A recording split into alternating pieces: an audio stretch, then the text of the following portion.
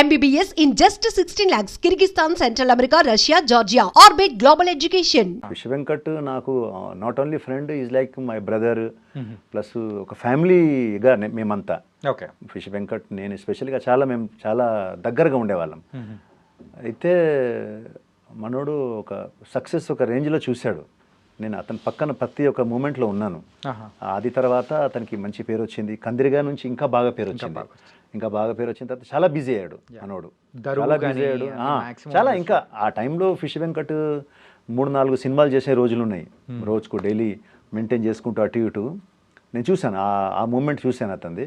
And ఇప్పుడు present health condition చాలా అంటే కొన్ని మన మీదనే ఉంటుంది బ్రదర్. అది ఇప్పుడు నేను మీకు ఎంత చెప్పినా మీరు వినే మూడ్లో లేకుంటే మనం చెప్పలేం.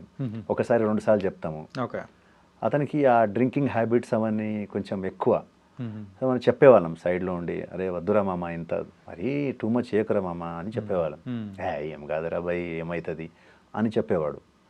అలా అలా ఆ సక్సెస్తో మళ్ళీ డబ్బులు కూడా బాగున్నాయి, డబ్బులు ఎక్కువ వస్తున్నాయి, సర్కిల్ పెరిగింది.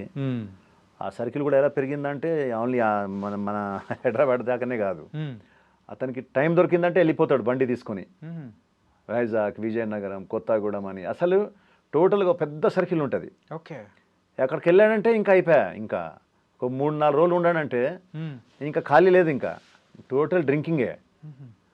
డ్రింకింగ్ అంటే ఇక దానికి మెల్లమెల్లగా బానిస అయిపోయాడు టోటల్గా. ఇక అదేమైపోయిందంటే ఒక టైం రాగానే హెల్త్కి షుగర్ అటాక్ అవ్వడము, దాని తర్వాత స్లోగా టోటల్గా డెటరియేట్ అయింది బాడీ.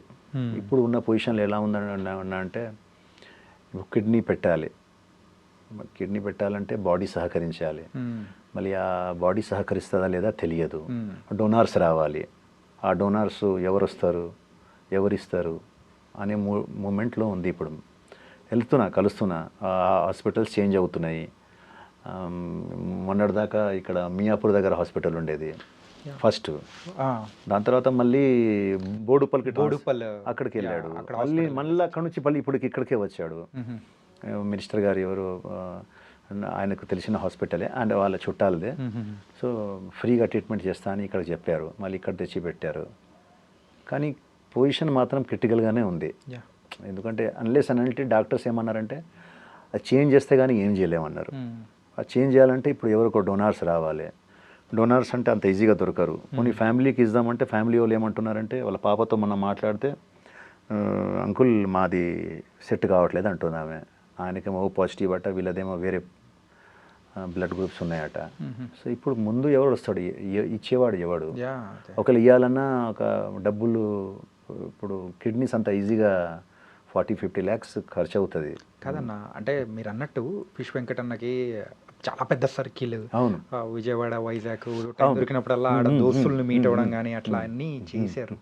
కాదే ఇలాంటి సందర్భంలో కూడా అంటే అన్న అలా పొజిషన్లో ఉండడం కానీ ఆర్థిక సహాయం కోసం కానీ ఇలా చూస్తుంటే ఎంతో బాధేసింది అన్న. అదే అంటున్నాను. అంటే ఏదైనా కూడా మన మీద ఉంటుంది బ్రదర్. భగవంతుడు మనకు అన్నీ ఇస్తాడు. మీరు దాన్ని ఎలా కాపాడుకుంటారనేది మీ మీద ఉంటుంది. హెల్త్, మనీ, ఫ్యామిలీ అన్నీ మీకు ప్రొవైడ్ చేస్తాడు. బట్ ద థింగ్ ఈజ్ మీరు అవి ఎంతవరకు కాపాడగలుగుతారు, దాన్ని ఎంతవరకు మీరు మెయింటైన్ చేయగలుగుతారు అనేది ముఖ్యం. ఆయనకు అన్నీ ఇచ్చాడు. ఫ్యామిలీ ఇచ్చాడు, 2 కొడుకు, కూతురు, మంచి ఆరోగ్యాన్ని ఇచ్చాడు. ఆది టైంలో మంచి మంచి బాడీ. ఆది టైంలో మేమంతా నన్ను ఒక్కొక్క సైడ్ ఇంకో సైడ్ పెట్టి ఇట్లా లేపేవాడు భుజంతో. అంత గట్టి మనిషి. ఆ టైంలో అంత గట్టిగా ఉన్నాడు. ఇప్పుడు చూడండి, ఇప్పుడు అదే మనిషి అసలు నడవాలి, ఇంక 2 అడుగులు వేయాలంటే కష్టం. సో అది చేసుకున్నది అతనే, దానికి ఎవరు కారకులు గారు. స్వయంగా ఈజ్ ద ఓన్లీ కారకుడు దానికి. సరేనా, ఇప్పుడు మిమ్మల్ని ఒక స్ట్రైట్ క్వశ్చన్ అడుగుతాను. కథ మీరు ఏమనుకోవద్దు. ఇండస్ట్రీ మీకు ఏమిచ్చింది అసలు? ఏంటంటే 25 సంవత్సరాల ఈ ప్రయాణం అనేది కూడా ఒకసారి అబ్జర్వ్ చేసుకుంటే, సో ఒక ఫైనాన్షియల్ వైజ్ కానీ లేకపోతే ఫేమ్ వైజ్ కానీ ఎవ్రీథింగ్ అని చూసుకుంటుంటే ఎన్నో ఇచ్చింది. ఓకే. కాకపోతే మీకు పర్సనల్గా మీరు చెప్పండి, మీరు తీసుకున్న జాగ్రత్తలు కానీ లేకపోతే ఇండస్ట్రీ మీకు ఏమి ఇచ్చిందని మీరు అంటే దానికి ఆన్సర్ ఏం చెప్తారు? నేను అంటాను ఇండస్ట్రీ నాకు ఏమి ఇవ్వలేదు అని చెప్తాను. Okay. అన్నీ ఇచ్చింది నాకు ఇండస్ట్రీలో వచ్చిన తర్వాతనే నాకు దేవుడి మీద భక్తి పెరిగింది. మీరు అనుకోవచ్చు ఎలా భక్తి పెరిగిందని. ఫస్ట్ భయం, చాలా భయంగా ఉండేది. ఏం భయం అంటే రేపు ఏం జరగబోతుందో, రేపు షూటింగ్ లేకుంటే నా పరిస్థితి ఏంది, నా పిల్లల భవిష్యత్తు ఏంది, మా వైఫ్ నేను ఎట్లా చూసుకోవాలి, మా పిల్లల్ని ఎట్లా చూసుకోవాలి, ఫ్యామిలీని ఎట్లా చూసుకోవాలి అని ఒక భయం నాకు ఉండేది. ఆ భయంతో నాకు భక్తి వచ్చింది. ఆ భక్తి ముదిరి ఎలా అయిపోయిందంటే ఇప్పుడు నా భయాన్ని పోగొట్టేసింది అది. ఇదేంటి చాలా డిఫరెంట్గా ఉంది అసలు. అదే భయంతో భక్తి వచ్చింది. భయంతో భక్తి వచ్చింది. భక్తి ఉన్నప్పుడు భయాన్ని పోగొట్టింది.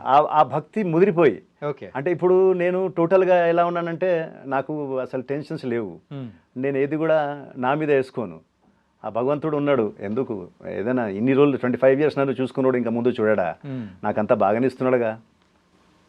నాకు మంచి ఫ్యామిలీని ఇచ్చాడు, నాకు మంచి పిల్లలు ఇచ్చాడు, మంచి సర్కిల్, ఫ్రెండ్ సర్కిల్. ఇంకా ఏం కావాలి నాకు? ఇంకా అంటే కోట్లు ఉంటేనే సరిపోదుగా. ఇప్పుడు మన కోట్లు ఉండి ఇవన్నీ లేదంటే వేస్ట్ కదా లైఫ్. ఎంతమంది దగ్గర డబ్బులు ఉన్నాయి, ఆరోగ్యం లేకుంటే ఎందుకు? ఆరోగ్యం లేనప్పుడు మీరు వేస్ట్. డబ్బులు ఏం చేస్తాం? దాని మీద పండుకుంటామా, తింటామా? తినడానికి మరి అది రోటీ, అదే మీకు అన్నం కావాలిగా. ప్లస్ రకరకాల వంటలు తినాలంటే మీరు మీ ఆరోగ్యం బాగుండాలి కదా ఫస్ట్. ధనాలు డబ్బులు సంపాదించే పిచ్చిలో ఇవన్నీ పోగొట్టేస్తున్నారు. ఫ్యామిలీని పోగొట్టేస్తున్నారు. బయట ఇల్లీగల్ అఫేర్స్ అని.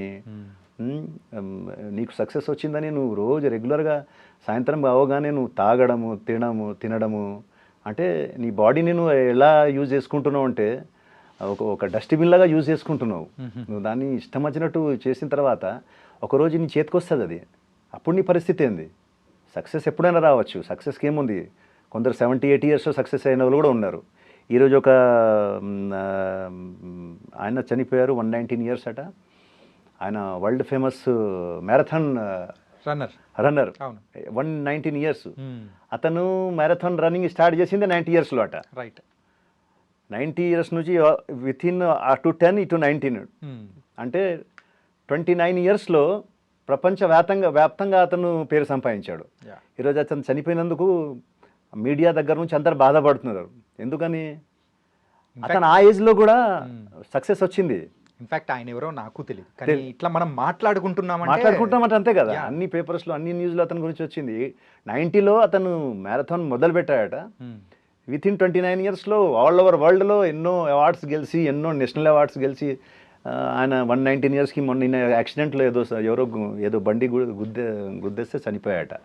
కానీ అన్ని మీడియా మాట్లాడుకుంటుందే మంచితనం గురించి, అతను సాధించిన దాని గురించి మాట్లాడుకుంటా. అదే సక్సెస్కు ఏజ్ లేదు. కానీ మీరేం చేస్తున్నారు? మీకు త్వరలో సక్సెస్ వచ్చేస్తే, త్వరలో మీ చేతిలో సక్సెస్ వచ్చే వరకు మీ రూట్ ఎక్కడికి వెళ్తుంది? మీరు ఏం చేస్తున్నారు? ఇష్టం వచ్చినట్టు బిహేవ్ చేస్తున్నారు.